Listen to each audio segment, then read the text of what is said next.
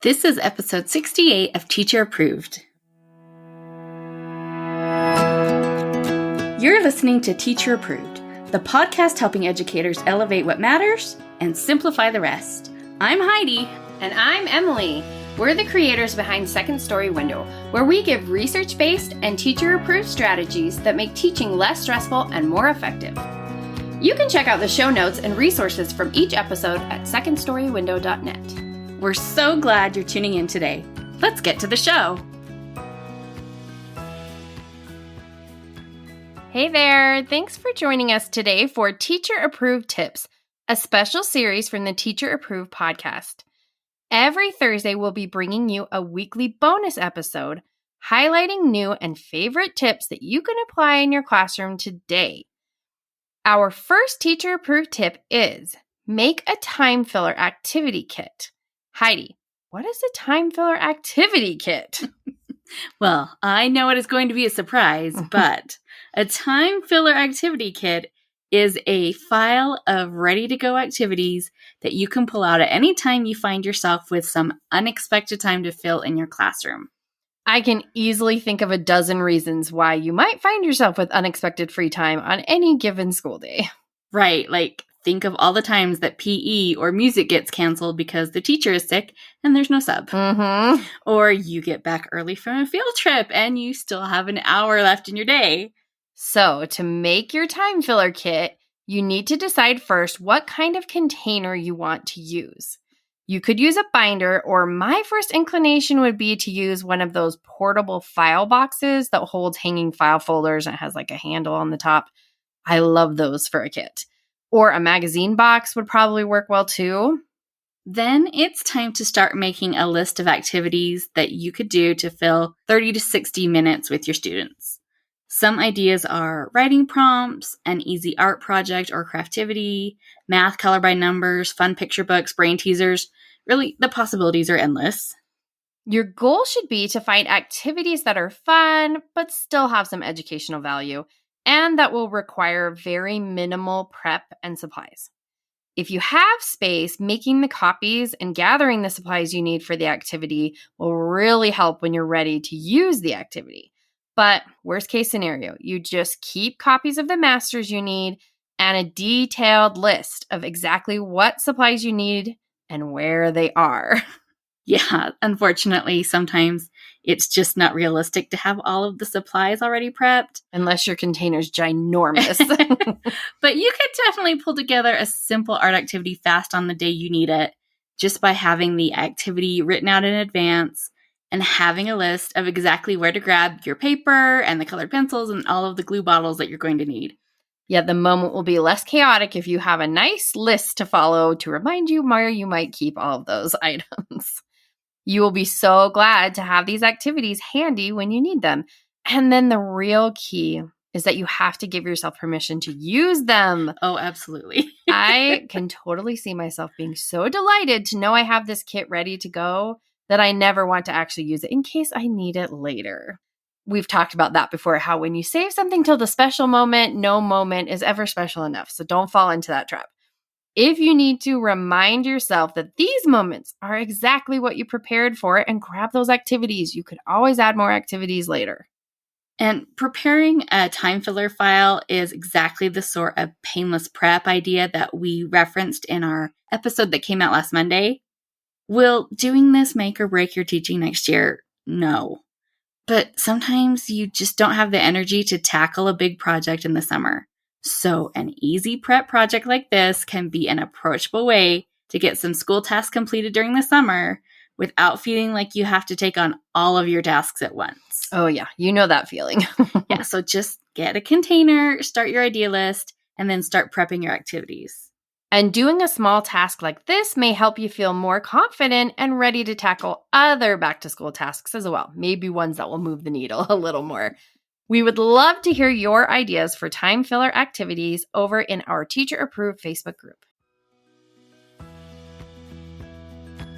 Hey there, teacher friend. Do you have a question or concern that could use a teacher-approved solution? We'd love to help you out by answering your question here on the podcast. You can submit your questions to hello@secondstorywindow.net and put podcast question in your subject line. We can't wait to hear what's on your mind. Our second teacher-approved tip today comes from our friend Sara Marie from the Stellar Teacher podcast. Let's have a listen. Hey there, this is Sara Marie, and I'm the host of the Stellar Teacher podcast and the creator behind the Stellar Teacher Company. And I am thrilled that Heidi and Emily invited me on to share a teacher-approved tip with you. But before I get into my tip, let me ask you guys a question. Do you have students who struggle with sentence writing? Now, regardless of what grade you taught, I bet that you have students in your class that can't write a complete or coherent sentence. I know that even when I was a fourth grade classroom teacher, I had plenty of students in my classroom who struggled with sentence writing. Yet, I was expected to get those same students who struggled with sentence writing to write a 5-paragraph essay by the end of the year. Talk about a teacher challenge. Well, one of the best and easiest ways to help your students become stronger writers is to prioritize sentence-level instruction and practice in your classroom. So my tip for you is to make time for at least one sentence writing activity every single day. And this is important because sentences are at the heart of all writing. If a student can't write a decent sentence, then there's very little hope that they will write a decent paragraph or anything longer. So from a practical standpoint, like I said, you want to spend at least, the first 3 to 5 minutes of your writing block to focus on sentence level activities on a daily basis. And maybe you're wondering, okay, but what exactly does that look like? Well, I'm so glad you asked. There are a ton of different sentence level activities that you can regularly incorporate into your writing instruction and you can do with your students. And these activities can work great as a warm-up to your writing block, or they're even something that you could incorporate into a literacy center. And these activities are going to help students develop their understanding of sentence structure and reinforce their ability to recognize and write complete, detailed, and interesting sentences, which is something that we all want for our students. So let me share a couple ideas with you. One sentence level activity that you could do with your students is what I like to call find and fix a fragment. And fragments are a bit of an epidemic in upper elementary and probably in lower elementary too. So to help students become much more automatic in their ability to recognize fragments, you want to give them practice. And an easy way to do that is to write 3 sentences on the board. Make sure at least one of them is a fragment and 2 are actually complete sentences. And it can be helpful if all 3 of the sentences are related to the same topic and appear to be the same length. Then have your students identify the fragment. But once they find the fragment, we want them to fix it and turn it into a complete sentence. And this is a great time to bring in the conversation about what a complete sentence is and helping students understand that a complete sentence is an independent clause that has a noun phrase and a verb phrase. And we want students to be able to recognize when a sentence is missing one of these important components. And if students get regular practice with finding and fixing fragments in other people's writing, then they're eventually going to be able to find and fix fragments in their own writing or hopefully avoid them altogether. So that's one activity you could do with your students. Another one is to combine sentences. And we want students to be fluid in their ability to adjust and modify the ideas in their writing. And sometimes this is going to require them to combine ideas from 2 sentences and form a single sentence. And this is really going to help students develop their ability to write more complex, interesting sentences. And so combining sentences might be taking 2 simple sentences that you give your students and see if they can combine the simple sentences to form a sentence with a compound subject or a compound predicate. For example, you could give them the 2 sentences, Hannah played tag at the park and Jackson played tag at the park. And when we combine them, we get Hannah and Jackson played tag at the park, which is a simple sentence with a compound subject. Or we can help our students understand that we can combine 2 simple sentences into a compound sentence. For example, Hannah went to the park, she played tag with her friends. We can have our students combine these sentences into Hannah went to the park, comma, and she played tag with her friends. That sentence is a compound sentence using the conjunction and. It's a skill we want our students to develop. We can also have our students combine sentences by taking 2 simple sentences and turning them into a complex sentence. For example, It was raining. Marco still went for a run. When we combine them, we can get the sentence, although it was raining, comma, Marco still went for a run. And that sentence is a complex sentence starting with a subordinating conjunction, although. And if students get practice combining simple sentences into compound, complex sentences, they're going to start to understand all of the options that they have when it comes to combining sentences. They have so many more options that are going to allow them to communicate the ideas in their writing. Okay, so my last one that I'm going to share with you is expanding sentences. And this one might be one of the most practical sentence writing activities you can do with your students. Think about how many of your students struggle to add details to their writing. Even if a student can write incomplete sentences, chances are that their complete sentences are all pretty simple and basic. So to help students understand how to write more detailed sentences, we want to teach them how to expand their sentences. And an easy way to do that is to teach students to use the basic 5W question stems to help them craft and expand a sentence. So we're going to start with the question who. Their answer might be, my friend Maria. Was or is doing. My friend Maria likes to draw. What? My friend Maria likes to draw dinosaurs. When? When she gets home from school, my friend Maria likes to draw dinosaurs. Where? When she gets home from school, my friend Maria likes to draw dinosaurs in her craft room.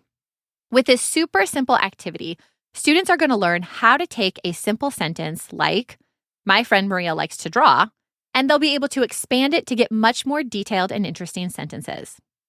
And if you found this teacher tip helpful and want to learn even more sentence writing activities, as well as other writing routines that will help you effectively teach writing, let me invite you to sign up for my free exclusive podcast, the Confident Writer System Series. And in this free podcast series, I'm going to share with you the 5 mistakes that teachers make when teaching writing. And of course, I'm going to share with you how to avoid them. I'm also going to share simple routines for paragraph writing and sentence writing. And I'll also give you ideas on manageable ways that you can teach writing every single day. And you also get access to some free resources like a sentence writing routine and a paragraph writing routine that will help you teach writing to your students. You can sign up for this free podcast series at stellarteacher.com/writing podcast. That's all one word, stellarteacher.com/writing podcast. And I hope you found this tip helpful and are excited to finally help your students master the skill of sentence writing. I love this tip. It's such a great way to make sentence writing practical and doable every day. And the ideas she shared are sure to engage your young writers. Some of my own children need to work on sentence writing, so I'm going to implement these ideas at home this summer too because they're so doable. Like none of them are going to take too much time and they're actually sound pretty darn fun. You can connect with Sara Marie at the Stellar Teacher Company on Instagram. And be sure to listen to her fabulous podcast, the Stellar Teacher Podcast. This is a show I love to listen to, and we were lucky enough to be guests on her show earlier this year. And we know that you will want to add her podcast to your listen list. And definitely make sure you sign up for that special private podcast she's running right now called the Confident Writer System Series. I love a private podcast, and I'm always looking to learn more about teaching writing, so I'm signing up too. That's it for today's episode. Consider working on your time filler kit this summer, and remember Sara Marie's teacher-approved tip to make time for at least one sentence writing activity every day. We hope you enjoyed this episode of Teacher Approved. I'm Heidi. And I'm Emily. Thank you for listening. Be sure to follow or subscribe in your podcast app so that you never miss an episode. You can connect with us and other teachers in the Teacher Approved Facebook group. We'll see you here next week. Bye for now. Bye.